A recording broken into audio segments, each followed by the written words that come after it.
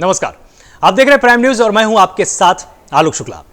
UP panchayat चुनाव के लिए आरक्षण और सीटों का वर्गीकरण जारी होने के बाद अब हर गांव और मजरे में नए सिरे से राजनीति का होना तय है। पंचायत चुनाव के लिए जिला पंचायत, क्षेत्र पंचायत और ग्राम प्रधान के पदों के लिए आरक्षण जारी हो चुका है। रोटेशन के बाद कई जिलों की ग्रामीण राजनीति के समीकरण बदलने वाले हैं। राजधानी लखनऊ में जिला पंचायत अध्यक्ष का पद दलित महिला के लिए आरक्षित है। पिछली बार यह सीट ओबीसी के लिए आरक्षित की गई थी।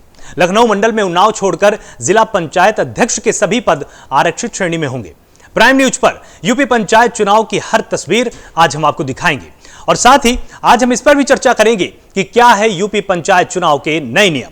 आपको बता दें कि जिला पंचायत अध्यक्ष पद के लिए अलीगढ़, हाथरस, आगरा, मथुरा, प्रयागराज, फतेहपुर, अयोध्या, सुल्तानपुर, शाहजहांपुर, सिद्धार्थनगर, मुरादाबाद, बिजनौर, रामपुर, अमरोहा, बुलंदशहर, मेरठ, गाजियाबाद में इनको आरक्षित किया गया है। शामली, बागपत जैसे में अनुसूचित जाति की स्त्रियों के लिए आरक्षित किए गए हैं। और अगर बात की जाए अनुसूचित जाति के लिए आरक्षण की तो कानपुर नगर, औरैया, चित्रकूट, महोबा, झांसी में आरक्षण किया गया है। स्त्री के लिए, महिलाओं के लिए संभल, हापुड़, एटा, बरेली, कुशीनगर आरक्षित किए गए हैं। वहीं पंचायत चुनाव से जुड़ा हर अपडेट आज हम आपको प्राइम न्यूज पर दिखाएंगे। पंचायत चुनाव को जानने के लिए आप जरूर देखिए। आज हमारी इस चर्चा को यह विमर्श होगा कि पंचायत चुनाव का क्या रुख होने वाला है, पंचायत चुनावों में क्या समीकरण बनने वाले हैं, क्योंकि यह ऐसा चुनाव होता है कि जो कि स्थानीय स्तर के मुद्दों से जुड़ा हुआ होता है। अनारक्षित में अयोध्या, सुल्तानपुर जैसे जिले रहने वाले हैं, लेकिन आरक्षण की बात करें तो शामली, बागपत, लखनऊ, कौशाम्बी महिलाओं के लिए आरक्षित किए गए हैं और कानपुर नगर, औरैया, चित्रकूट, महोबा, झांसी, जालौन, बाराबंकी, लखीमपुर खीरी अनुसूचित जाति के लिए आरक्षित हैं। और वहीं स्त्री वर्ग के लिए अगर बात करें तो संभल, हापुड़, एटा, बरेली, कुशीनगर, वाराणसी, बदायूं जिला अन्य पिछड़ा वर्ग की स्त्रियों के लिए आरक्षित किए गए। वहीं ओबीसी के लिए अगर बात करें तो मुजफ्फरनगर जैसे जिले इसमें आरक्षित किए गए हैं और कासगंज, फिरोजाबाद, मैनपुरी महिलाओं के लिए आरक्षित किए गए हैं। अलीगढ़, हाथरस, आगरा, मथुरा, प्रयागराज, फतेहपुर, कानपुर देहात, गोरखपुर, देवरिया, महाराजगंज भी आरक्षित किए गए। और अनारक्षित की अगर बात की जाए तो अयोध्या, सुल्तानपुर, शाहजहांपुर, सिद्धार्थनगर, मुरादाबाद, बिजनौर अनारक्षित वर्ग के लिए रखे गए।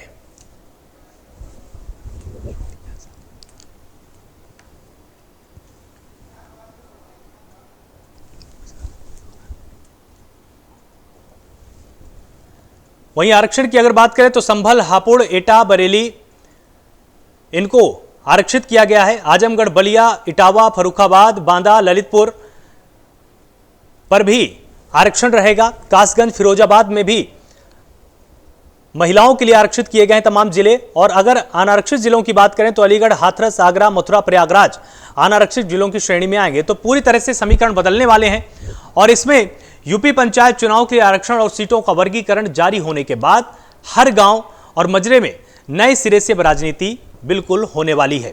आज हम अपनी चर्चा में यह समझने की कोशिश करेंगे कि आखिर आरक्षित सीटों के बाद क्या समीकरण बदल जाएंगे या उसी तरीके से ही चुनाव की पद्धति अपनाई जाएगी जो कि पहले चलती आई है।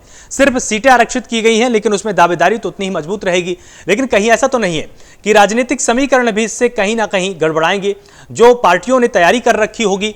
लेकिन इतना तो तय है कि हर पार्टी के बाद कोई ना कोई ऐसा चेहरा जरूर होगा जो कि आरक्षित श्रेणी में भी होगा और अनारक्षित श्रेणी में भी होगा। तो इन तमाम चेहरों पर मंथन पहले से ही पार्टियां करती आई, क्योंकि कोई नहीं जानता था कि कौन सी सीटें इसमें आरक्षित होगी। हालांकि ये रोटेशन के हिसाब से तय होता है, तो इसमें पूर्वानुमान लगाया जा सकता है कि किन जिलों में किस जाति के लिए इस बार आरक्षण किया जा सकता है और महिलाओं के लिए कौन सी सीटें आरक्षित होंगी। कि जैसे संभल, हापुड़, एटा, बरेली में अब स्त्री जो अन्य पिछड़ा वर्ग की स्त्रियां हैं उनके लिए आरक्षित की गई हैं। और वहीं पर अन्य पिछड़ा वर्ग के लिए अगर बात करें तो आजमगढ़, बलिया, इटावा जैसे जिलों पर इसमें आरक्षण की श्रेणी में रखा गया है। और कासगंज, फिरोजाबाद में भी पूरी तरह से अब राजनीति बदलेगी। लेकिन आरक्षित में अगर बात करें तो तमाम ऐसे जिले हैं जो कि अनारक्षित भी रहेंगे, जैसे भदोही, उन्नाव, गौतम बुद्ध नगर, गाजियाबाद, मेरठ, बुलंदशहर। ये जिले ऐसे हैं जो कि अनारक्षित रहेंगे।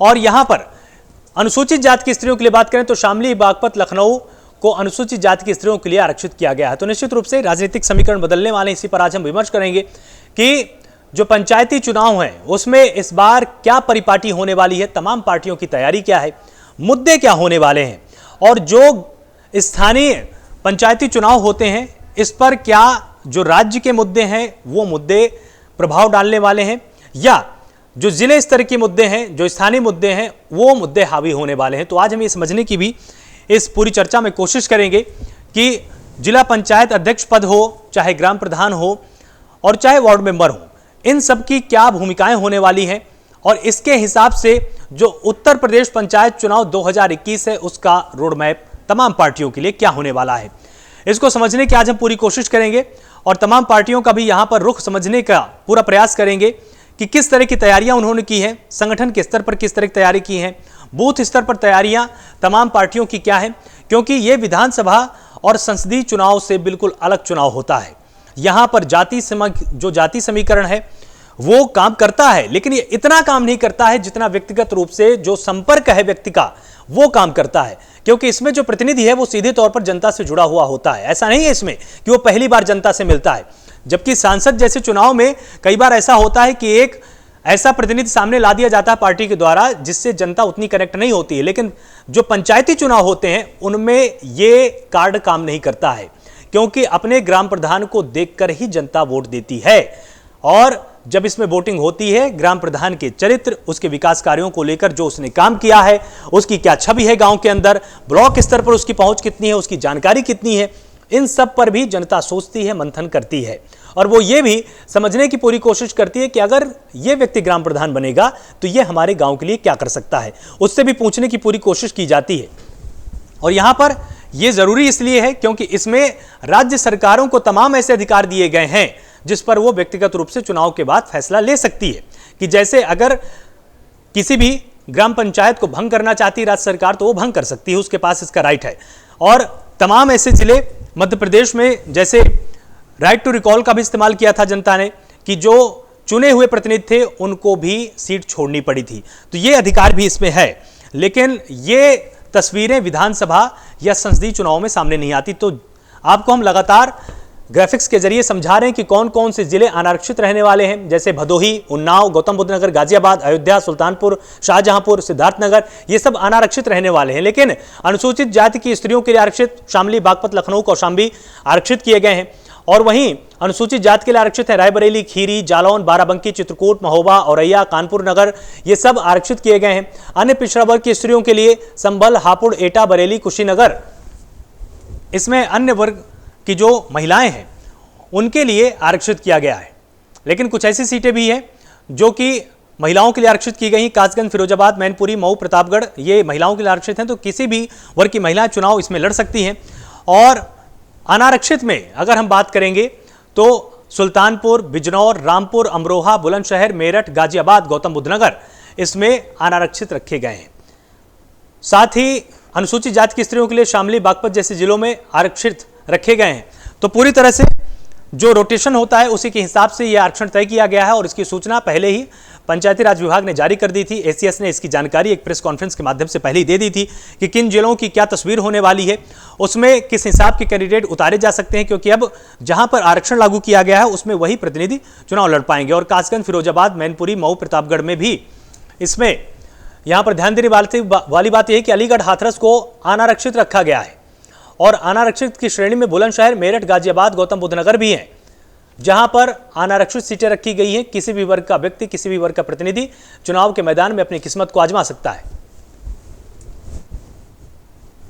तो आज हम इस विमर्श के जरिए यह समझने की कोशिश करेंगे कि जिला पंचायत हो या ग्राम पंचायत हो उसमें क्या तैयारियां हैं, उत्तर प्रदेश पंचायत चुनाव 2021 में किस तरह की रणनीति पार्टियां रखने वाली हैं।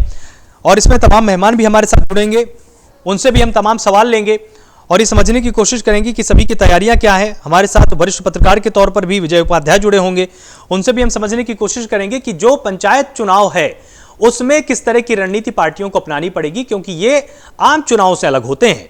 इसमें जनता के मुद्दे आपको समझने होते हैं, जनता को समझाना होता है। जनता इसमें उन बड़े मुद्दों को लेकर राष्ट्रीय मुद्दों के हिसाब से वोटिंग नहीं करती है, क्योंकि जैसा कि संसदीय चुनाव में होता है कि जो राष्ट्रीय मुद्दे होते हैं उसके हिसाब से जनता को आप समझा पाते हैं। चाहे उसमें तमाम ऐसे एजेंडे होते हैं कि जैसे हिंदुत्व का एजेंडा हो गया, विकास का एजेंडा हो गया। विकास का एजेंडा ग्राम पंचायत में काम करता है, लेकिन स्थानीय स्तर पर विकास की जब बात होती है तब यह काम करता है। और जो जाति समीकरण है वो भी इसमें प्रभावित होता है, लेकिन इतना प्रभावी नहीं होता है जितना कि विधानसभा या संसदीय चुनाव में होता है। इसमें जो व्यक्ति खड़ा होता है उसका संपर्क कितना है अपने क्षेत्र में, जनता के बीच में पैठ उसकी कितनी है, जनता उसको कितना स्वीकार करती है, ये तमाम मुद्दे उस पर हावी हो जाते हैं। और इस पर बातचीत करने के लिए हमारे साथ 4 मेहमान मौजूद होंगे, उनसे आपको मैं एक बार रूबरू करा देता हूं। हमारे साथ सत्यजीत सिंह अतवारा हैं, प्रदेश प्रवक्ता हैं प्रसपा के, आपका बहुत बहुत स्वागत है प्राइम न्यूज पर। हरीश चंद्र श्रीवास्तव हैं, प्रदेश प्रवक्ता हैं बीजेपी के, बहुत बहुत स्वागत है आपका प्राइम न्यूज पर। विजय उपाध्याय हमारे साथ हैं, वरिष्ठ पत्रकार के तौर पर जुड़ेंगे और अपना विश्लेषण करेंगे, बहुत बहुत स्वागत है आपका। अरविंद शुक्ला हैं, राजनीतिक विश्लेषक के तौर पर मेरे साथ जुड़े हुए हैं। तो अरविंद जी, सबसे पहले आपके ही पास आता हूं और ये समझने की हम कोशिश करेंगे कि देखिए, जो पंचायती चुनाव होते हैं वो बहुत ही अलग होते हैं। इनकी जो परिपाटी है वो ना तो जाति समीकरणों पर पूरी तरह से आधारित है और ना ही जैसे तमाम ऐसे सॉफ्टकोर एजेंडे जैसे हिंदुत्व का एजेंडा हो गया, राष्ट्रीय विकास का मुद्दा हो गया, भारत चीन की सीमा पर क्या चल रहा है, ये सब मुद्दे यहां पर काम नहीं आते हैं। तो किस तरह से उत्तर प्रदेश के चुनाव होने वाले हैं, एक बार आप इसका विश्लेषण कीजिए। देखिए, जैसे कि जानते ही ये गांव से संबंधित चुनाव है और ये बहुत ही बेसिक और रूट लेवल के इलेक्शन होते हैं जी, या साफ जी। और इसमें सबसे खास बात यह है कि इसमें जो होने वाला है, जातिगत प्रभाव थोड़े से रहते हैं और देखने को खूब मिलते हैं। और इसका जो कार्ड है, आप समझिए, पूरा प्ले किया जा चुका है कि कहीं ना कहीं पूरा का पूरा सिस्टम एक तरह से शेक हो गया है। अब वो सबकी चिंताएं बढ़ गई, थोड़ा सा शेकिंग हो गई। तो किसी भी चुनाव में अब आप एक तरह से समझिए कि पूरा चुनाव आवेशित हो गया है, क्योंकि ये मुद्दे आ गए हैं चारों तरफ। गांव में चर्चा शुरू हो गई, हर जगह पे चौबारे लगने लगे, बातचीत शुरू हो गई कि अब कैसे होगा, कौन चुनाव लड़ेगा, क्या होगा। तो जातिगत मुद्दे भी वहां पर रहते हैं और ये रहता है कि लोकल में किसने काम किया है। बिल्कुल। लेकिन अभी तक तो किसी को, जैसे मान लिया अगर जातिगत समीकरण बदल गए तो नए नए लोगों को फिर आने का मौका मिलेगा, क्योंकि उन्हें तो मालूम नहीं था कि मेरे लिए सीट आरक्षित हो जाएगी। इस तरह से रोटेशन हो गया। तो रोटेशन होने से आप ये समझिए कि जैसे कंप्यूटर में F5 बटन को प्रेस कर दिया और पूरा रिफ्रेश कर दिया जी। तो रिफ्रेश करने से क्या हो गया कि नए लोगों को थोड़ा सा अवसर मिल जाएगा अपनी बात को रखने का। और पुरानी चीजें, जैसे मान लीजिए अगर किसी ने बहुत तैयारी कर रखी हो तो उसका कोई फर्क नहीं पड़ता है, क्योंकि वो बदल गया, पूरा सिस्टम रोटेट हो गया। तो एक बहुत बड़ी शेकिंग हो गई है पूरे चुनाव में। और ये आप समझ लीजिए कि पूरा का पूरा चुनाव अब पूरी तरीके से आवेशित हो गया है और एक पहली बार में स्पीड अप हो रहा है। तो बहुत जल्दी से स्पीड अप हो गया, ये इसमें एक खास बात है जी। हमारे साथ हरीश जी जुड़े हुए हैं। हरीश जी, आपके पास पहले से ही वो चेहरे हैं या अब आप उनको फिर से तैयारी करवाने के लिए आप मैदान में लाएंगे, या आपने पहले से तैयारी कर रखी थी कि चलिए अगर यहां पर आरक्षण हो जाता है या नहीं होता है तो हमारे पास 1 या 2 या 3 चेहरे ऐसे हैं रिजर्व में? देखिए, भारतीय जनता पार्टी के का एक बहुत सुसंगत सांगठनिक ढांचा है और अगर आप भारतीय जनता पार्टी के सांगठनिक ढांचे को देखेंगे तो जिले स्तर पर भी, बूथ स्तर पे भी सभी जाति वर्ग समूह के लोग पार्टी संगठन के साथ बहुत सक्रियता के साथ जुड़े हुए हैं। तो पार्टी को जो कार्यकर्ता जुड़े हुए हैं, जो सक्रिय हैं, उनकी सक्रियता, उनकी स्वीकार्यता के आधार पर पार्टी ये निर्णय लेती है कि किसको कहां से किस पद के लिए चुनाव लड़ाया जाना है। तो पार्टी को नई तरह से कोई तैयारी करनी नहीं है।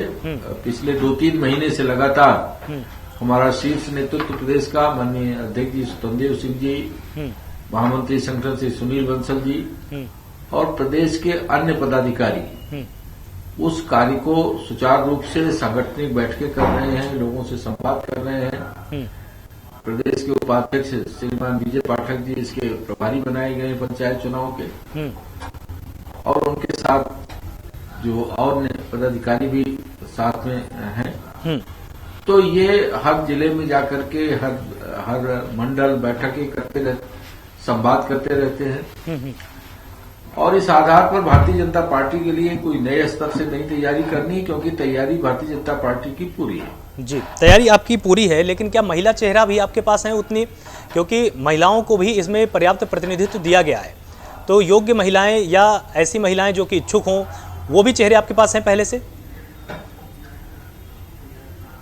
नहीं, बिल्कुल आप देखिए ना कि मैंने जैसा कि आपको बताया कि भारतीय जनता पार्टी का जो सांगठनिक ढांचा है उसमें सभी जाति वर्ग समूह के लोग पूरी सक्रियता के साथ पार्टी के सांगठनिक कार्यों से जुड़े रहते हैं। वो जिला स्तर हो, वो मंडल हो, वो बूथ स्तर हो, तो और उसमें महिला विंग भी है। तो महिला मोर्चा है जिस तरह प्रदेश स्तर पे, उसी तरह से जिले स्तर पे भी है और मंडल स्तर पे भी है। तो जो महिला कार्यकर्ता हैं पार्टी की, सुयोग्य महिला कार्यकर्ताएं हैं जी, उनमें से जहां जहां महिलाओं के लिए आरक्षित है, पार्टी नेतृत्व ये निर्णय लेगा कि किसको कहां से लड़ाना है। जी ठीक है। सत्यजीत जी, हरीश जी ने तो बिल्कुल साफ कर दिया कि हमारे पास हमारा संगठन पूरा मजबूत है, सक्षम है, हम पहले से तैयार थे और हमको जिस तरह की तैयारियां करनी थी वो तैयारियां लगभग हमारी पूरी है। आपकी पार्टी इस पूरे के पूरे चुनाव में कितना दमखम अपना दिखाने वाली है? क्या आपने भी पहले से इतनी तैयारी कर रखी है कि अब आप सिर्फ चेहरे सामने लाना बाकी है? आपने भी पहले से तय कर रखा है कि नहीं, इस जिले में, इस पंचायत में, इस ग्राम पंचायत में ये हमारा प्रतिनिधि होने वाला है? देखिए, हम तो गांव-गांव जा रहे हैं। हमारे यहाँ पदयात्रा चल रही, गांव-गांव पांव-पांव पदयात्रा चल रही।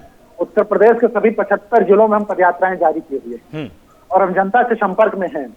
पंचायती चुनाव को लेकर के नहीं, अगर पंचायती चुनाव ना भी होता तो जनता के दुख दर्द को सुनने के लिए, उनको समझने के लिए और जनता के हितों में, जनता के लोगों के लिए हम कैसे काम कर सकते हैं, इसके लिए हमारी उपलब्धि उपस्थिति गांव-गांव पांव-पांव के जरिए वहां पर होती है। और अब देखिए, चुनाव पे मैं आऊंगा, पंचायती राज चुनाव पे। पहले तो मैं भारतीय जनता पार्टी को बहुत बहुत धन्यवाद देना चाहूंगा कि इन्होंने चुनाव 31 अप्रैल तक कराने की ठानी है। योगी सरकार ने कहा है कि 31 अप्रैल तक चुनाव हम करवा लेंगे। अधिकारियों को उन्होंने निर्देश दिया है। ये अलग की बात हुई कि हाईकोर्ट को इंटरफेरेंस के बाद ये हो रहा है। ये अलग की बात हुई कि हाईकोर्ट को बीच में इंटरफेरेंस करना पड़ा और भारतीय जनता पार्टी सरकार या योगी सरकार जगी। यही भारतीय जनता पार्टी सरकार है जो कह रही थी कि हम पंचायती चुनाव को के परिसीमन की वजह से पंचायती चुनाव को जो है इतनी जल्दी नहीं करवा सकते। 25 दिसंबर तक की बात थी। ठीक है, इन्होंने बढ़ा दिया, कार्यकाल बढ़ा दिया, अपने हाथ में ले लिया, कानूनी हाथ में ले लिया, लेकिन हाईकोर्ट को इंटरफेरेंस करने के बाद ये जगह चुनाव में तेजी आई, परिसीमन भी हुआ। लेकिन सबसे बड़ी बात है कि 10वां संशोधन जो हुआ था उसको 11वें संशोधन के रूप में इनको परिवर्तन करने की आवश्यकता नहीं थी। 71 जिलों का पुनर्गठन हो चुका था। 71 जिलों के पुनर्गठन के बाद जो है केवल 4 जिले बचते थे और 4 जिले में गोंडा, मुरादाबाद, गौतम नगर, संभल साहिब थे, जहां तक मुझे याद आ रहा है। तो केवल वहां का मसला फंसा था। तो इनको पुनर्गठन करने की आवश्यकता को लेकर के इन्होंने जो 11वां संशोधन किया उसको करने की आवश्यकता मुझे नजर नहीं आती, उसको करने की जरूरत थी। और दूसरी बात मैं कहना चाहूंगा, अगर पंचायती चुनाव में आरक्षण की जहां तक बात है, आरक्षण निर्धारित होने के पहले इसमें कुछ समय देना चाहिए। आरक्षण प्रक्रिया पहले पूरी करनी चाहिए इसके लिए और लोगों को समय मिलना चाहिए था कि कौन सा प्रत्याशी किस स्थान पर कैसे लड़ेगा। हम कहते हैं पिछड़ा या बैकवर्ड की बात करते हैं, एससी की बात करते हैं, उनको आगे लाने की बात करते हैं कि उनको आगे लाया जाएगा, उनको चुनाव में उनकी भागीदारी बढ़ेगी। लेकिन मैं कहता हूं कि 33% आरक्षण महिलाओं के लिए है। 33% आरक्षण महिलाओं का कोटा तो पूरा हो जाता है, लेकिन 27% और 23% का आरक्षण कोटा पिछले 5 पंचवर्षीय योजनाओं में पूरा नहीं कर पाए, कोई भी सरकार नहीं कर पाई। इसका हमने काम किया था, समाजवादी सरकारों ने काम किया, उसका हमने काम किया, उसके लिए प्रावधान बनाया, 10वां संशोधन भी इसीलिए लाया गया था। लेकिन भारतीय जनता पार्टी सरकार, योगी सरकार से कहना चाहूंगा, योगी सरकार से मैं कहना चाहूंगा कि देखिए ये लोग तैयारी में है। इन्होंने कहा अभी योगी सरकार के जो प्रवक्ता बैठे हुए हैं, भारतीय जनता पार्टी के प्रवक्ता बैठे हुए हैं, इन्होंने कहा ये बात कही जो है कि हमारी तैयारी है, मजबूत लोग हैं, ये मजबूत लोग हैं। देखना यह है कि पंचायती चुनाव में कहीं ऐसा ना हो कि सरकार अपनी ताकत का दुरुपयोग करे। ठीक है, आपके प्रश्न को लेकर मैं हरीश जी के पास जाऊंगा, उससे पहले हम एक बार विजय जी के पास चलते हैं। विजय जी, आपको क्या लग रहा है, ये पंचायती राज चुनाव 2022 के पहले का एक लिटमस टेस्ट पूरी तरह से साबित कर पाएंगे कि जिस पार्टी पर यहां पर जनता ज्यादा विश्वास करेगी वो ये माना जाए कि 2022 में वही सत्ता में वापसी करेगी?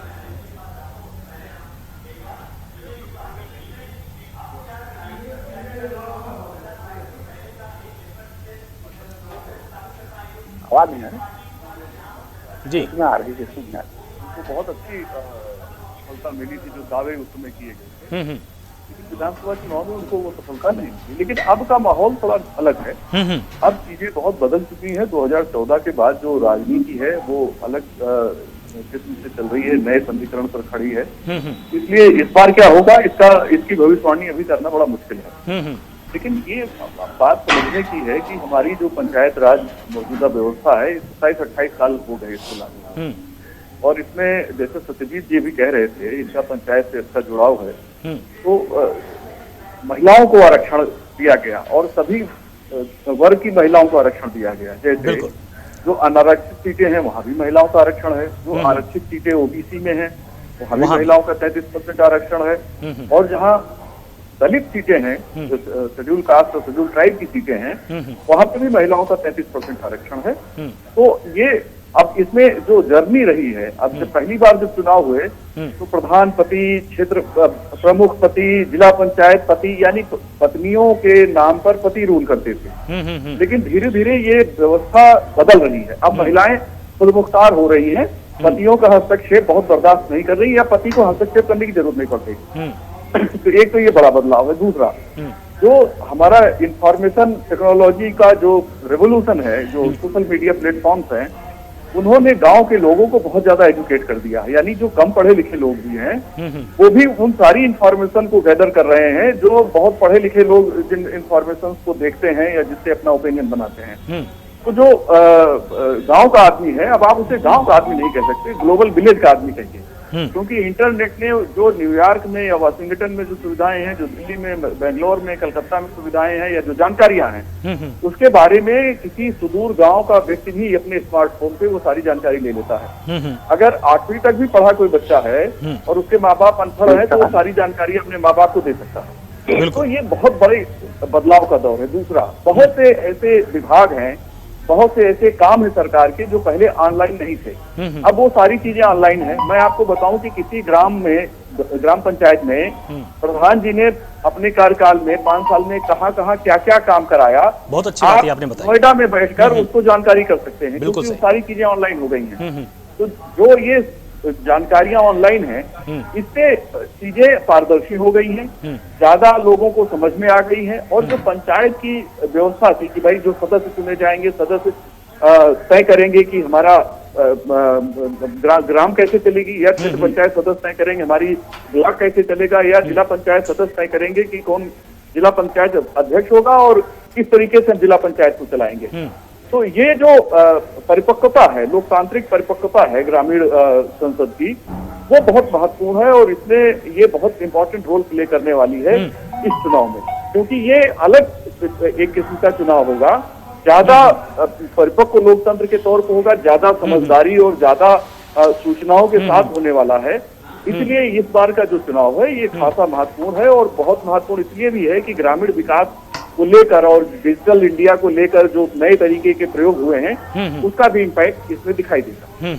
ठीक, हरीश जी, जिस तरह से इन्होंने एक बहुत जरूरी मुद्दे की तरफ इन्होंने पूरी की पूरी बहस को ले जाने की कोशिश की, और वो ये है कि जैसे जिस तरह से प्रधानपति पहले बहुत ज्यादा हस्तक्षेप करते थे कि चुनाव लड़ी है महिला, चेहरा उसका था, प्रधान बनी है वो, लेकिन तमाम मीटिंग्स में उसका पति जा रहा है।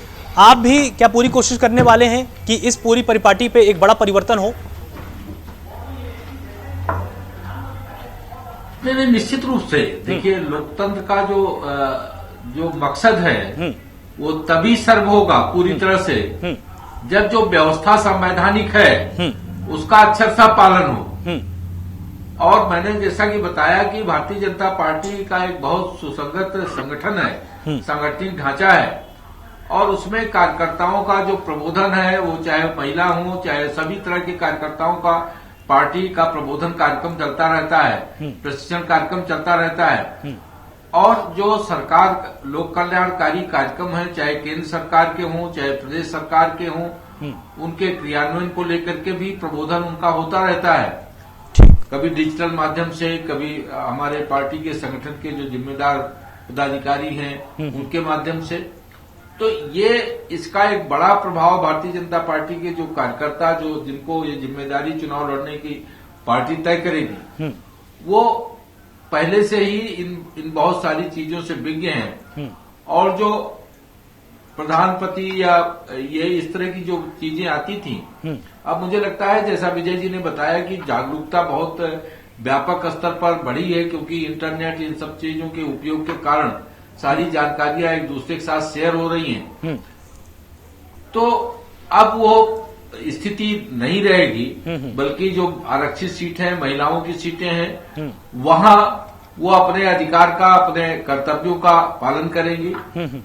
कुछ इक्का दुक्का कुछ चीजें छुटपुट अभी मैं नहीं कह सकता कि 100% इस तरह से बदलाव हो जाएगा, बिल्कुल सही, ये लेकिन बात सही। निश्चित रूप से काफी हद तक ये बदलाव साकार होगा। जी, हमारे साथ अरविंद जी हैं। अरविंद जी, आपको क्या लगता है कि जो ये नई परिपाटी विकसित करने की कोशिश की जा रही है कि महिलाओं को अगर एम्पावर्ड करना है, अगर उनको सशक्त करना है, तो सबसे बेहतर तरीका है कि उनको भी राजनीतिक दखल दिया जाए, उनको वो पर्याप्त स्पेस लोकतंत्र के अंदर दिया जाए कि वो आए। अगर वो खुद नियामक बन जाएंगी तो निश्चित रूप से वो एम्पावर्ड हो जाएंगी। क्या आपको लगता है कि इस बार जो पंचायती चुनाव उत्तर प्रदेश में होने वाला है, उसमें महिलाओं के दखल से निश्चित रूप से तस्वीर बदलने वाली है? देखिए, बहुत अच्छी बात आपने पूछी है और ये बात आगे जाकर भी कनेक्ट होने वाली है, 2022 के चुनाव में भी कनेक्ट होने वाली है। महिलाओं के विषय में इसमें जो भी काम किया गया, अभी जो सीटें आरक्षित की गई हैं, वो 2022 के लिए एक संदेश है। देखिए, भारतीय जनता पार्टी के विषय में ये बता दें कि भारतीय जनता पार्टी एक फुल टाइम पॉलिटिशियन पार्टी है। बाकी लोगों का थोड़ा पार्ट टाइम काम चलता है, लेकिन भारतीय जनता पार्टी एक फुल टाइम पॉलिटिशियन है। तो वो उस बारे में सोचती रहती है। जैसे उसने ट्रिपल तलाक के माध्यम से महिलाओं को कनेक्ट किया। अभी इस चुनाव में महिलाएं कितनी आती हैं, और अभी हरीश जी हमारे साथ बैठे हैं और भी लोग बैठे हैं, क्या ये इस बात का वादा करेंगे कि ये महिला को सीधे टिकट देंगे या अपने कार्यकर्ता की पत्नी को टिकट देंगे? क्या ये इस बात का वादा कर सकते हैं कि अपने किसी महिला कार्यकर्ता को टिकट देंगे या किसी कार्यकर्ता की पत्नी को टिकट देंगे? तो ये एक विषय है। तो ये इनका एक संदेश दिया जा रहा है कि सभी महिलाओं को कनेक्ट करने के लिए, और भाजपा इस पे लगातार काम कर रही है। आज नहीं तो कल उसे एक बहुत बड़ा फायदा होने वाला है। उसने अपनी निगाह महिलाओं पर पूरी जमा कर रखी है और वो देख रहा है कि महिला एम्पावरमेंट धीरे धीरे हो रहा है, अपने आप हो रहा है सोसाइटी में, एजुकेशन के माध्यम से हो रहा है। तो वो अपना जो soft corner Bharatiya Janata party create कर रही महिलाओं के लिए, आगे चलकर भारतीय जनता पार्टी को एक बहुत बड़ा लाभ मिलने वाला है। एक बात तो ये हो गई। दूसरी एक बड़ी विशेष बात है कि जैसे मान लीजिए कि कोई खेल शुरू होना है और खेल शुरू होते ही सबके 70 मार्क्स माइनस कर दिए जाए, तो जिसके 50 हैं वो ऑलरेडी माइनस में पहुंच गया, जिसके 70 हैं वो 0 हो गया। बिल्कुल। तो क्या हो गया कि जो पार्टियों की, अन्य पार्टियों की तैयारियां थी, वो कहीं ना कहीं वो 0 पे आ गई। अब इसमें जो पार्टी सबसे मजबूत है, जिसके कार्यकर्ता बहुत ज्यादा हैं, जिसकी संख्या बहुत ज्यादा है, जिसने बहुत ज्यादा काम कर रखा है, उसे तो प्रत्याशी मिलने में समस्या नहीं होगी। लेकिन और पार्टियां, उन्हें प्रत्याशी मिलने में समस्या हो जाएगी, क्योंकि प्रत्याशी अब वो कहीं ना कहीं अनुदान भी दे पार्टी फंड में, ये भी एक विषय आ जाता है। मान लीजिए कोई योग्य है, उसके बाद पैसा नहीं है, बिल्कुल, वो लड़ नहीं सकता चुनाव। तो बाकी पार्टियों के लिए बहुत बड़ा चैलेंज हो गया है, और इसमें ब्रांड हावी रहेगा। जो पार्टी का सबसे बड़ा ब्रांड है, सबसे मजबूत है, सबसे ज्यादा कार्यकर्ता है, वो उसको निश्चित रूप से लाभ होने वाला है। इस प्रकार की ऐसी गेंद फेंकी गई है कि लगभग क्लीन बोल्ड वाली स्थिति में सब लोग आ गए हैं, मुझे ऐसा लग रहा है। जी, सत्यजीत जी, जिस तरह से इन्होंने बहुत अच्छा विश्लेषण किया कि क्लीन बोल्ड वाली स्थिति है, और ये क्लीन बोल्ड वाली स्थिति सिर्फ और सिर्फ आपके लिए नहीं है, ये लगभग अब हर पार्टी के लिए है, क्योंकि ये तुरंत तय करना कि कौन चेहरा होगा, किसकी स्वीकार्यता जनता के बीच में कितनी, ये बहुत बड़ा चैलेंज है। यहाँ पर जो एक सबसे जरूरी सवाल है वो ये है, क्या आपने स्थानीय स्तर पर उन मुद्दों को छांट के रखा है जो हर जिले में, हर ग्राम पंचायत में जाकर आप जनता को बताएंगे कि अगर हमारा प्रतिनिधि जीत कर आता है तो इन मुद्दों के आधार पर हम आपके बीच में आएंगे और हम इन कमियों को तुरंत दूर करेंगे? देखिए आलोक जी, ये चुनाव जो है पंचायती चुनाव, या आधार स्तंभ की तरह होता है। ये देश का बहुत बड़ा, देश का क्या, प्रदेश का तो चुनाव है, लेकिन अगर वैश्विक स्तर पर देखा जाए, बहुत बड़ा चुनाव, शायद 23 करोड़ की आबादी में ये बात गौर करने वाली है कि पंचायत चुनाव विश्व का चौथा सबसे बड़ा चुनाव है। ये आबादी के मामले में भी उत्तर प्रदेश विश्व में चौथे स्थान पर है। पहले स्थान पर चीन है, दूसरे स्थान पर अमेरिका है, तीसरे पर इंडोनेशिया और चौथे पर उत्तर प्रदेश। तो ये जो चुनाव हो रहा है, मजे की बात यह है कि विश्व स्तर पर अगर देखा जाए तो पंचायती चुनाव ही नहीं है, विश्व स्तर पर देखेंगे तो देखेंगे ये कि चौथा विश्व का सबसे बड़ा चुनाव होने जा रहा है। इसमें लोग सहभागिता करेंगे इसमें कि विश्व का चौथे नंबर का सबसे बड़ा चुनाव होने जा रहा है। तो इसीलिए मैं कहता हूं कि लोकतंत्र का यह आधार स्तंभ है, लोकतंत्र का आधार स्तंभ होने के नाते ये पहले से डिक्लेयर कर देना कि कौन सा जो है व्यक्ति क्लीन बोल्ड हो जाएगा, कौन सी पार्टी क्लीन बोल्ड हो जाएगी, मैदान में उतरने के पहले मैं तो ये कहता हूं कि स्थानीय चुनाव होते हैं, क्षेत्रीय चुनाव होते हैं, पार्टियों का सहयोग होता है और जिनके साथ लोग जुड़े होते हैं और जिनके विचारों से लोग सहमत होते हैं, उन विचारों से प्रभावित होकर के लोग वोट पोल करते हैं, ये सही है। लेकिन ज्यादातर मुद्दे मैंने देखा है कि पंचायती चुनाव में वो लोकल स्तर के उठाए जाते हैं और लोकल स्तर के चुनाव के आधार पर जो भी मुद्दे उठाए जाते हैं उसके आधार पर चुनाव जीते और हारे जाते हैं, हारा जाता है। तो फिर कहूंगा कि अगर सरकार का चुनाव में हस्तक्षेप, सरकारी तंत्र का हस्तक्षेप नहीं हुआ, चुनाव निष्पक्ष हुए, तो तय मान के चलिए कि भारतीय जनता पार्टी को इसका खामियाजा भुगतना पड़ जाएगा कि उन्होंने चुनाव लेट कराया है, देर से कराया है। सत्यजीत जी देखिए चुनाव में मान लीजिए थोड़ी देर के लिए आप बीजेपी को आप पीछे छोड़ दीजिए ना, आप ये क्यों मान के आप बार बार चलते हैं कि आपका कॉम्पिटिशन सिर्फ और सिर्फ बीजेपी से? आप जनता को यहाँ पर केंद्र में रखिए और आप एक बार ये सोचिए कि क्या आपने उन मुद्दों की पहचान कर ली है जिन मुद्दों को लेकर आप जनता के बीच में जाएंगे? सीधा सा मेरा प्रश्न है। और देखिए इसमें यहाँ पर चीन की, पाकिस्तान की बात तो जाकर हो गई नहीं, जाकर हो जनता के बीच में हो ही नहीं सकती है। आपको जनता को ये समझाना पड़ेगा ना कि अगर आपके घर के बाहर की नाली टूटी हुई है, आपकी सड़क टूटी हुई है, संपर्क मार्ग नहीं है गांव का, हम उसको ठीक कराएंगे। क्या इस तरह के मुद्दों की आपने पहचान कर रखी है? आलोक जी यही तो मैं कह रहा हूँ, कि नाली, नापदान, खड़ंजा, लोकहित में, जनहित में जो कार्य किए गए हैं, जिनके द्वारा भी किए गए हैं, चुनाव वही प्रभावित कर पाएंगे। उसमें भारतीय जनता पार्टी का सवाल नहीं है, किसी दल का सवाल नहीं है। दल का समर्थन होता है, दल के नेता लड़ते हैं, लेकिन सबसे बड़ी बात यह है कि लोकल स्तर पर नाली, नाकान, खड़ंजे में किसका योगदान रहा है और जनभागीदारी किसके साथ किसकी ज्यादा रही है, ये सबसे बड़ा सवाल है। जो उसके आधार पर हम चुनाव लड़ रहे हैं। हम गांव-गांव गए हैं, लोगों के बीच में गए हैं, लोगों के बीच में जा रहे हैं और चूंकि हम लोगों के बीच में जा रहे हैं तो मैं अपने लिए कह सकता हूँ कि हमने लोगों की नब्ज को टटोला है, समझा है, जाना है। हमारे राष्ट्रीय अध्यक्ष, प्रगतिशील समाजवादी पार्टी के राष्ट्रीय अध्यक्ष हमने शिवपाल सिंह यादव ने इसीलिए गांव-गांव की यात्रा शुरू की। उनको तो नहीं पता था कि मैं चुनाव में आना है, उसके पहले मैंने गांव-गांव, पांव की यात्रा शुरू की। इसीलिए शुरू की कि लोगों के बीच में मैं जा करके देखूं कि लोगों की तकलीफें क्या हैं, लोगों के दुख दर्द क्या हैं, लोगों की परेशानियां कौन सी हैं, कौन सी पीड़ाएं हैं, उन पीड़ाओं में मैं भागीदार बनूं, उसमें सहभागी बनूं। इसके लिए मैं गाँव-गाँव जा रहा हूँ, पांव जा रहा हूँ। आलोक जी मैं यही कहना चाहूंगा कि हम मजबूती के साथ पंचायती चुनाव में उतर रहे हैं। हम दूसरे पार्टी की बात नहीं करते और जनता के साथ हमारा सामंजस्य है, जनता के साथ हमारा तारतम्य है, जनता के दुख दर्द को हम जानते हैं, समझते हैं। इसलिए मैं मानता हूं कि हमारी उपलब्धि, उपस्थिति इस चुनाव में दर्ज रहेगी और हम बढ़ चढ़ कर हिस्सा ले रहे हैं और हिस्सा ही नहीं लेंगे, उत्तर प्रदेश में परिवर्तन लाएंगे। वो प्रगतिशील समाजवादी पार्टी ही लाएगी इस बार परिवर्तन, माननीय शिवपाल सिंह यादव ही लाएंगे परिवर्तन जो है, क्योंकि हम बार बार कह रहे हैं कि मैं जनता के बीच में जा रहा हूँ। नाली, नापदान, खड़ंजे को मैं समझता हूँ, किसको कौन सी तकलीफ है इसको मैं समझता हूँ, दुख दर्द में मैं भागीदार रहता हूँ। इस वजह से मैं जानता हूँ कि मेरी उपस्थिति, उपलब्धि जो है दर्ज है जनता के बीच में और 23 करोड़ की आबादी में हम अपनी उपस्थिति को दर्ज कराने में, 75 जिलों में पूरी उपस्थिति दर्ज कराने में हम सक्षम रहे हैं, कि हमारी सबसे बड़ी उपलब्धि है। ठीक है, अरविंद जी कुछ बीच में अपनी राय देना चाहते थे। अरविंद जी हाँ, देखिए एक बात नहीं समझ पा रहे हैं कि जैसे मान लीजिए कि जिस व्यक्ति ने नाली, खड़ंजा बनवाया, जिस व्यक्ति के पीछे ये लोग चले, जो हीरो बन के रहा, अब तो वो मान लीजिए चुनाव ही नहीं लड़ पाएगा, सब बेकार हो गया। तो वो कहीं ना कहीं जीरो पोजीशन में आ गया। वो जो उसका मान लीजिए 5 साल से एक्टिव था, इन्होंने उसे इंडिकेशन दे दिया कि हाँ भाई तुम लड़ो। तो कहीं ना कहीं देखिए अब सीधी बात है, थोड़ी सी बुरी जरूर लग सकती है, लेकिन अब छोटी पार्टियों के लिए अब कुछ रह नहीं जाएगा, क्योंकि जो पार्टी सबसे ताकतवर है, देखिए क्योंकि अब तो वो बात ही खत्म हो गई ना, किसने काम किया। जब वो रोटेट हो गया, किसने काम किया तो बात ही खत्म हो गई।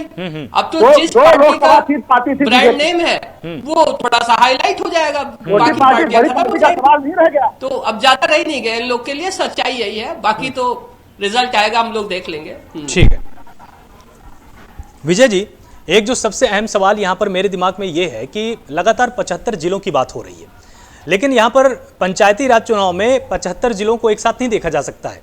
अगर हम देखें पश्चिमी उत्तर प्रदेश में तो वहाँ की ज़रूरतें कुछ अलग है, वहाँ की स्थानीय स्तर पर समस्याएं अलग है, वहाँ की किसानों की मांग अलग है। अगर हम बुंदेलखंड के पूरे क्षेत्र को देखेंगे, वहाँ की समस्याएं अलग हैं, वहाँ पर पानी की समस्या है, सड़क की समस्या है, बिजली की समस्या है। अगर हम पूर्वांचल को देखेंगे तो वहाँ का पूरा ढांचा अलग है, वहाँ पर आदिवासी जनजाति एरिया बहुत अधिक है, वहाँ की ज़रूरतें कुछ अलग है। तो क्या इस हिसाब से भी पंचायती राज चुनाव में तैयारी करने की ज़रूरत है तमाम पार्टियों को? नहीं, बिल्कुल नहीं है। दरअसल पंचायती राज का जो कॉन्सेप्ट है वो थोड़ा सा मैं साफ कर दूं कि एक तो ये जो चक्रानुक्रम आरक्षण है, ये इसीलिए है कि आप दबदबा न बनाए, राजनीतिक सामंतशाही न करिए किसी एक क्षेत्र में। अगर मान लीजिए कि अगर आरक्षण एक ही जैसा हमेशा विद्यमान रहेगा तो वहाँ 2-3 नेता ही अपना दबदबा बनाएंगे और आपस में जीतते हारते रहेंगे। लेकिन पंचायत की जो संकल्पना है वो लोगों को, ग्रामीण जो समाज हमारा है उसको लोकतंत्र के साथ जोड़ना और स्ट्रेंथन करना है। ये जितने भी ग्राम पंचायत गांव की पार्लियामेंट है, क्षेत्र पंचायत ब्लॉक का पार्लियामेंट है और जिला पंचायत जिले की पार्लियामेंट है। और हर पार्लियामेंट का अपना एक दायरा है, काम करने का एक तरीका है। ये जो काम इनके पास आते हैं, जिला पंचायत में छोटे जिले और बड़े जिले के हिसाब से अगर देखें और कुछ जो बैकवर्ड डिस्ट्रिक्ट घोषित कर रखा है सरकार ने, वहाँ पे फंड ज्यादा जाता है, लेकिन आमतौर पे 30 करोड़ से लेकर 80 करोड़ तक एक जिले में जाता है साल भर में। तो ये इससे क्या होता है, इससे नाली सड़क खड़ंजा जैसा सत्यजीत जी कह रहे हैं बनती, सड़कें भी बनती हैं बहुत ज्यादा मात्रा में। तो ये सारे काम इससे होते हैं। सामुदायिक जो ढांचे हैं उनका भी विकास किया जाता है। बिल्कुल बिल्कुल। तो ग्राम पंचायत अपने गांव की जरूरत की बात करेगी, क्षेत्र पंचायत अपने ब्लॉक की जरूरत की बात करती है और जिला पंचायत जिले की जरूरत की बात करती है, जिसमें जिला पंचायत सदस्य वो अपना योगदान करते हैं कि विकास की योजनाएं किस तरीके से लागू होंगी। और जो आरक्षण है, ये कोई पहली बार ऐसा नहीं हुआ है कि चुनाव के पहले आरक्षित कर दिए गए क्षेत्र। चुनाव के पहले ही हमेशा आरक्षण करने की व्यवस्था पिछले कई सरकारों से लगातार चल रही है। कायदे से ये होना ये चाहिए कि एक सिस्टम बन जाए यूनिफाइड, की कोई भी सरकार हो और उसी व्यवस्था से आरक्षण लागू करे। लेकिन होता ये है कि सरकारें अपनी सहूलियत से उसमें थोड़े बहुत रद्दोबदल कर लेती हैं और ये तो लगातार ऐसा हो रहा है। मतलब जब पहला चुनाव हुआ उत्तर प्रदेश में, तब से ये सिलसिला मैं देख रहा हूँ। तो ये कोई बहुत महत्वपूर्ण बात नहीं है कि अगर किसी ने काम किया है तो वो बेकार हो गया, ऐसा नहीं है। होता क्या है कि फिर वो किसी को चुनाव लड़ाने में मदद करता है और उसका इम्पैक्ट, सही बात है, वो जाके बोल तो सकते हैं कि नहीं ये हमारा ये प्रत्याशी। सारी आदर्शवादी बातों के बीच में जो सबसे इम्पोर्टेंट बात है वो ये है कि जो पंचायत का वोटर है वो किस मुद्दे से प्रभावित होता है। मेरा अनुभव ये है, पंचायत का वोटर, मैं अपमान नहीं कर रहा हूँ वोटरों का, लेकिन जो सबसे ज्यादा उस पर इम्पैक्ट आता है वो ये है कि कौन ज्यादा खर्च करता है मतदाताओं को लुभाने के लिए, साड़ियां कौन बांटता है, कौन कपड़े देता है, कौन नगद पैसा देता है। और इसके अलावा एक नारा चलता है कि कच्ची दारू कच्चा वोट, पक्की दारू पक्का वोट, दारू मुर्गा खुला वोट। मैं मतदाताओं का अपमान नहीं कर रहा हूं, लेकिन ये चुनाव की हकीकत है और जो प्रत्याशी इसको ठीक से लागू कर पाता है, इस फार्मूले को, वो चुनाव जीत जाता है। अब रही इस प्रशासन के हस्तक्षेप की बात, मेरा जो अनुभव है पंचायत चुनाव में, ग्राम प्रधान के, क्षेत्र पंचायत सदस्य के, ग्राम पंचायत सदस्य के या जिला पंचायत सदस्य के चुनाव में प्रशासन का अनुभव, थाने का जो हस्तक्षेप है, प्रशासन का हस्तक्षेप है, बिल्कुल ना के बराबर होता है। लेकिन जब ब्लॉक प्रमुख चुना जाना होता है इन सदस्यों के द्वारा, या जब जिला पंचायत अध्यक्ष चुना जाता है, तब सदस्यों को प्रभावित करने में प्रशासन या सरकार की भूमिका होती है। तब ये कहा जाता है कि जिसकी सरकार होती है उससे ज्यादा जिला पंचायत अध्यक्ष या ब्लॉक प्रमुख बन जाते हैं। लेकिन ग्राम प्रधान के मामले में ये फार्मूला लागू नहीं होता है। मतदाता चूंकि अब जागरूक हो रहा है, जातिवाद का असर कम हो रहा है। लोग भले कितना भी कहें, मैं एक जर्नलिस्ट के नाते मानता हूं कि जातिवाद अब तालाब में के सतह पे तैरती हुई काई जैसा है, जो जातिवाद पे पैर रखेगा डूब जाएगा, लेकिन वो भ्रम पैदा करती है कि ये काई बड़ी मजबूत है, आपको सहारा दे सकती है। तो जाति वाला भी मामला गौण हो गया है। लेकिन जो बात यह है कि मतदाता अच्छे कैंडिडेट की पहचान कैसे करे, इसका फार्मूला अभी तक विकसित नहीं कर पाया है हमारा समाज। तो अच्छा कैंडिडेट वो है जो हमें तत्काल खिला पिला के हमको हमारा ध्यान रखने की कोशिश कर रहा है, हमारी जरूरतें पूरी कर रहा है, क्योंकि बहुत गरीबी है। लेकिन अगर आप इस चीज को ठीक कर पाए तो उसका बहुत ज्यादा इम्पैक्ट आएगा। इस चुनाव में जो अभी पंचायत के चुनाव है, ये कोरोना काल के बाद का चुनाव है। और ये बात सही है कि भारतीय जनता पार्टी की सरकार ने मुफ्त में अनाज अभी नवंबर तक बांटा है, तो उसका भी इम्पैक्ट आने वाला है, निश्चित तौर पे आएगा, ये बात सही है। लेकिन अब इसके लिए कोई रोक नहीं सकता है। अब कोई भाजपा ने जानबूझ के तो कोरोना पैदा नहीं किया ना उन्होंने, अब लेकिन उस समय लोगों की जरूरत थी कि भाई उनको खाना चाहिए, लेबरल तमाम आ गए थे, तमाम लोग बेरोजगार हो गए थे। तो चीजें कई तरीके से हैं और ये पूरे तरीके से प्रशासन प्रभावित कर पाएगा या आरक्षण लागू होने से लोगों की राजनीति गौण हो गई है, ये तो सामंती वर्चस्व के खिलाफ ही तो पंचायत है। संविधान के अनुच्छेद 40 ने ये व्यवस्था दी थी कि पंचायत प्रणाली लागू होगी ताकि इस जाति के जाल को तोड़ा जा सके। बिल्कुल हरीश जी, जिस तरह से इन्होंने पूरा विश्लेषण किया कि जाति समीकरण है लेकिन अब उतना मजबूत नहीं है, तो इस हिसाब से भी सही, और विकास के तमाम दावों के बीच में भी आपकी रणनीति क्या होने वाली है, और क्या आप सुनिश्चित हैं कि आप ही वापसी इसमें करने वाले हैं और आपको बम्पर जीत मिलने वाली है? देखिए, ये तो जीत तो जनता तय करती है। हम तो अपने काम के आधार पर ये विश्वास और भरोसा करते हैं। अभी सत्यजीत जी बार बार कह रहे थे कि फ्री चुनाव हुए, सरकार का वो हस्तक्षेप न हुआ। लोकतंत्र की, भारतीय लोकतंत्र की यही खूबसूरती है जो पूरी दुनिया में चर्चित होती है कि जो चुनाव होते हैं वो फ्री फेयर होते हैं। अपवाद स्वरूप कहीं कुछ बात हो सकती है, लेकिन अमूमन ये फ्री और फेयर चुनाव होते हैं। और आदरणीय योगी जी की सरकार ने, आप देखिए कि 2015 के जो पंचायत चुनाव थे उसमें श्रीमान अखिलेश यादव जी ने चक्रांकन जो आरक्षण था उसको शून्य कर दिया था, क्योंकि उनको अपने कुछ हित देखने थे, अपने कुछ लोगों के हित देखने थे। लेकिन आदरणीय योगी जी की सरकार ने 1995 को के चक्रांकन को उसको बेस मानते हुए इस चक्रांकन आरक्षण को पूरी तरह से लागू किया है। और वो भी गांव सभाएं या क्षेत्र चिन्हित किए गए जो अनुसूचित वर्ग के लिए कभी आरक्षित नहीं थे, उनमें जो अनुसूचित वर्ग के लिए आरक्षण है आबादी के आधार पर उसको अनुसूचित वर्ग के लिए आरक्षित किया गया है। तो इसी तरह से पिछड़े वर्गों के लिए भी जो कभी भी पिछड़े वर्ग की सीटें नहीं रही, उन सीटों को भी उनकी आबादी के आधार पर, उसके घनत्व के आधार पर और उनके आरक्षण के अनुपात में उसको भी आरक्षित किया गया है। तो जो जैसा कि विजय जी ने बताया कि ये सामंती व्यवस्था को समाप्त करने के लिए पंचायती व्यवस्था लागू की गई थी, ठीक उसको साकार करने के लिए कि कहीं भी हर वर्ग के व्यक्ति को उसका प्रतिनिधित्व मिले, हर गांव को, हर गांव सभा में हर जाति वर्ग समूह के लोग ग्राम प्रधान बन सके, वो अपने हिसाब से गांव के विकास पे निर्णय ले सके।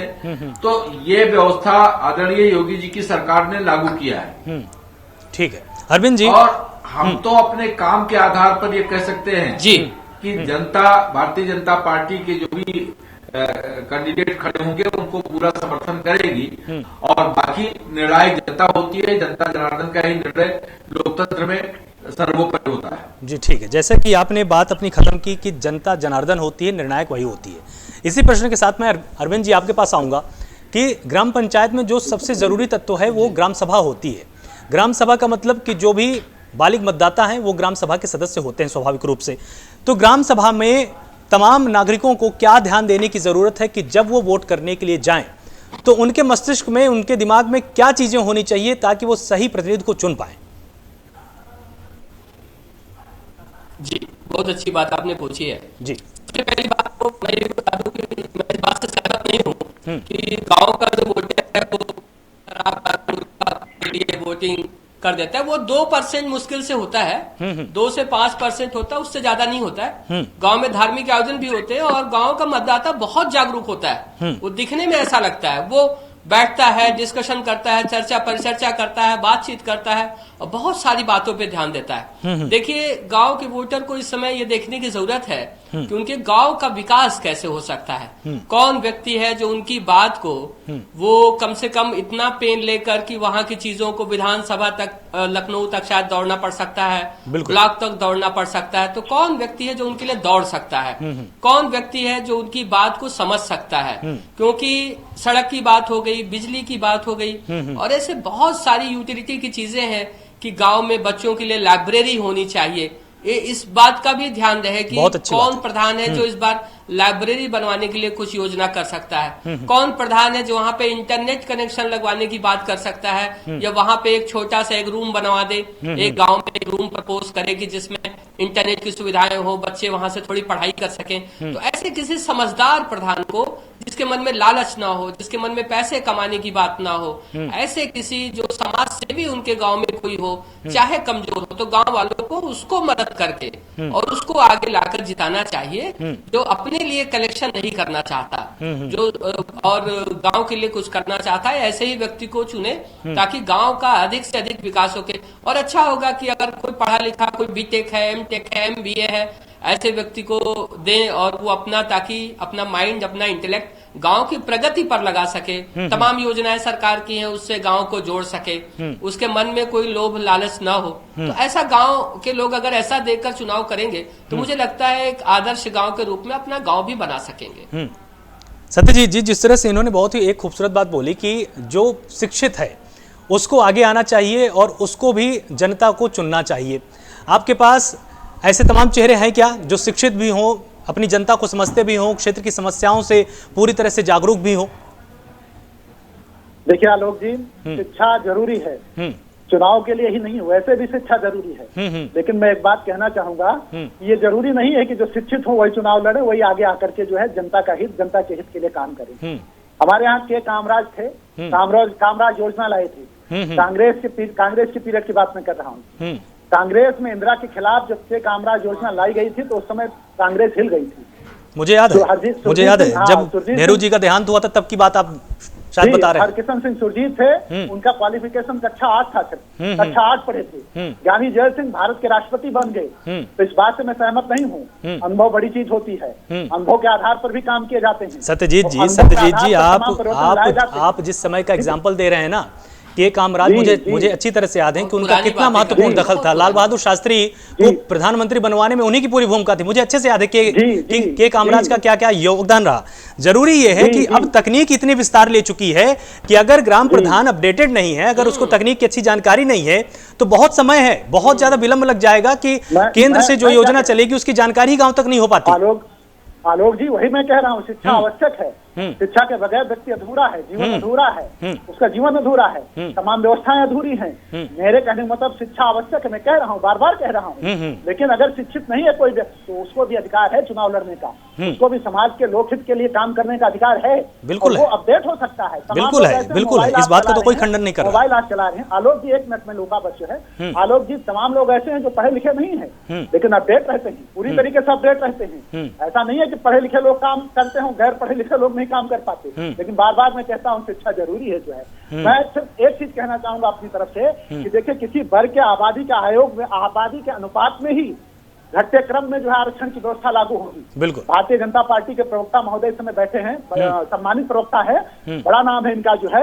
मैं जानना चाहूंगा कि क्या इस घटते क्रम में ओबीसी को 27% और एससी को 21% का आरक्षण मिलेगा? इस पर भी ध्यान देने वाली बात है। अभी आरक्षण क्रम लागू नहीं हुआ है, क्या चक्रानुक्रम व्यवस्था में व्यवस्था लागू होगी? ये देखने वाली बात है। मैं फिर कहूंगा कि 5 पंचायती चुनाव में अभी तक ये व्यवस्था लागू नहीं हो पाई है, उसका भी ध्यान देंगे ये। मैं योगी सरकार से, सम्मानित आपके प्रवक्ता हैं बैठे, इनसे भी मैं अनुरोध करूंगा इसका भी ध्यान ये दें। 21 और 27% के आरक्षण की व्यवस्था है, चक्रानुक्रम में व्यवस्था में लागू करें। अगर ऐसा नहीं होता है तो ये चक्रानुक्रम की व्यवस्था जो है अधूरी रह जाएगी, उसका कोई असर या उसकी बात जो है उसमें दम नहीं रह जाएगा। इसलिए इस पर विशेष ध्यान दीजिए, यही नहीं करना। ठीक है हरीश जी, इनके प्रश्न का आप छोटा सा उत्तर दे दीजिए। देखिए सत्यजीत जी, आपकी जो आशंका है वो आशंका निर्मूल है। जो भी संवैधानिक रूप से चक्रानुक्रमण से जो आरक्षण की व्यवस्था है, अनुसूचित के लिए, ओबीसी के लिए, महिलाओं के लिए, अनारक्षित, वो उसी लेटर और स्पिरिट में योगी सरकार ने उस आरक्षण को लागू किया है। क्या एससी ओबीसी को आरक्षित जो सीटें नहीं हो पाई थी उन पर इस बार प्राथमिकता के आधार पर आरक्षण क्रम लागू किया जाएगा? चक्रानुक्रम में क्या व्यवस्था लागू की जाएगी? बिल्कुल, मैंने आपको पहले ही बताया, मैंने ये बात आपको पहले ही बता दी है। वो बोल रहे हैं कि आप इसके लिए बिल्कुल निश्चिंत रहिए। ठीक है विजय जी, आपके पास आएंगे। दूसरी डिबेट में मिलूंगा, हमें आशंका है, संभावना है। ठीक है, पूछेगा आपका पूरा अधिकार है कि आप अपनी आशंकाओं को इस तरह से उठाते रहें। विजय जी, आपको क्या लगता है कि जिस तरह से चुनाव होने वाला है, तमाम प्रश्न हो चुके हैं, तमाम प्रश्नों के उत्तर भी मिल चुके हैं। जो सबसे बड़ी बात यहाँ पर आकर अटकती है, जैसा कि अरविंद जी ने भी इसका बहुत अच्छा विश्लेषण किया, कि वो ग्राम प्रधान होना चाहिए, वो आपका प्रतिनिधि होना चाहिए जो आपकी समस्याओं को लेकर कम से कम जिलाधिकारी के सामने बैठकर समझा तो सके, या जिलाधिकारी को स्पष्ट रूप से ये अपनी बात मनवा सके कि हमारे ग्राम में समस्याएं हैं। क्या इन सब चीजों को ध्यान में रखकर ही इस बार मतदान होना चाहिए? देखिए, ये आदम शासनिक व्यवस्था है, निश्चित तौर से होना चाहिए, इसकी बहुत जरूरत है, लेकिन इसका व्यवहारिक दृष्टि से कुछ अलग है। 58,000 से अधिक हमारी ग्राम पंचायतें हैं और हम लोग सक्रिय पत्रकारिता में 25-30 साल से हैं, और हम ये देखते हैं कि ग्राम प्रधान बहुत कम 1 या 2% गाँव में, टोटल जो जितनी ग्राम पंचायतें हैं उसमें 1-2% गाँव में ही अच्छे ग्राम प्रधान जिनको गाँव को लेकर रुचि होती है वो काम करते हैं। बाकी क्या करते हैं, 6 महीने में एक बलेरो खरीदते हैं, साल भर बाद स्कॉर्पियो खरीद लेते हैं, उसके बाद उनका मकान बनने लगता है। हर मामले में पैसा लेता है ग्राम प्रधान और कोई बोल नहीं सकता, क्यों? ग्राम प्रधान अपना एक ग्रुप बना लेता है गांव में, तो उसके समर्थक होते हैं। कोटेदार अनाज नहीं बांटता, ग्राम प्रधान कुछ नहीं करता है। सरकार की योजनाएं जो ग्राम प्रधान के माध्यम से मिलती है उसमें ग्राम प्रधान पैसा लेता है, और जितनी ज्यादा करप्शन गांव में शुरू हो गया है ये बहुत चिंताजनक है। और इसके लिए मतदाता निश्चित तौर पे दोषी है, और मतदाता अगर दारू मुर्गा खुला हो तो वाला अगर कांसेप्ट छोड़ेगा तो निश्चित तौर पे ऐसा सुधार आएगा। लेकिन ऐसा मुझे बहुत ज्यादा, मैं आशावादी नहीं हूँ, लेकिन जो आजकल डिजिटल और डायरेक्ट बेनिफिट स्कीमें चली हैं उससे थोड़ा फर्क पड़ा है, लेकिन इसे और ज्यादा बेहतर करना है। देखिए, अभी जब मनरेगा शुरू किया कोरोना काल में लेबरर्स को जॉब देने के लिए, बड़े पैमाने पे आप गांव की जांच कराइए, बड़े पैमाने पे गांव के लोगों ने पैसा खाली अकाउंट में डाल के निकाल लिया है। इसमें लेबर खुद अपना अकाउंट उसे देता है कि भैया इसमें पैसा डालिए, 1,000 रुपए डालिएगा, 300 मेरे लिए छोड़िए, 700 निकाले जाएंगे। सत्यजीत जी इस बात को जानते हैं। तो जो ये स्थिति है, ये रुकना बहुत ही डिफिकल्ट है। लोगों का जागरूक होना बहुत जरूरी है। देखिए, हम फॉर्मल एजुकेशन की बात नहीं करते, लेकिन अगर आप नॉलेजेबल हैं, आपको जानकारियां हैं, तो आप शिक्षित हैं, बहुत तो एड ऑन है वो। इन सारी योजनाओं की जानकारी गांव वालों को भी होनी चाहिए। बहुत सही। कि अगर प्रधानमंत्री आवास योजना में प्रधान पैसा मांगता है तो हम कहाँ कंप्लेन करें कि तुरंत कार्रवाई हो जाए। बिल्कुल। लेकिन ऐसा गांव वाला करता नहीं, सोचता प्रधान जी 25,000 रुपए अगर मांग रहे हैं तो हमें दे देना चाहिए, आगे हमारी मदद करेंगे। तो ये जो मेंटालिटी है इससे लोगों को निकलना होगा। जी, आप सभी मेहमानों का बहुत बहुत शुक्रिया हमारे साथ जुड़ने के लिए। बहुत ही तार्किक आज विमर्श हुआ है। आप सभी ने अपनी तमाम शंकाओं को सामने रखा, एक दूसरे के प्रश्नों को आपने ठीक से सुना और अपनी बातों को भी स्पष्ट तौर पर रखा है।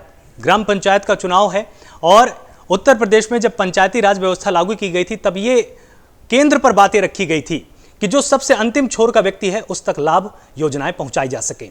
और ग्राम सभा को भी यहां पर ध्यान देने की जरूरत है कि अब की बार जब आप वोट देने जाएं तो निश्चित रूप से प्रत्याशी के बारे में एक चीज के लिए अपने मस्तिष्क में क्लियर रहिएगा कि क्या वो आपकी आवाज को सक्षम अधिकारियों, नेताओं तक या विधानसभा तक पहुंचा सकता है या नहीं। फिलहाल इस पूरी खास पेशकश में सिर्फ इतना ही। आप लगातार जुड़े रहिए प्राइम न्यूज के साथ। नमस्कार।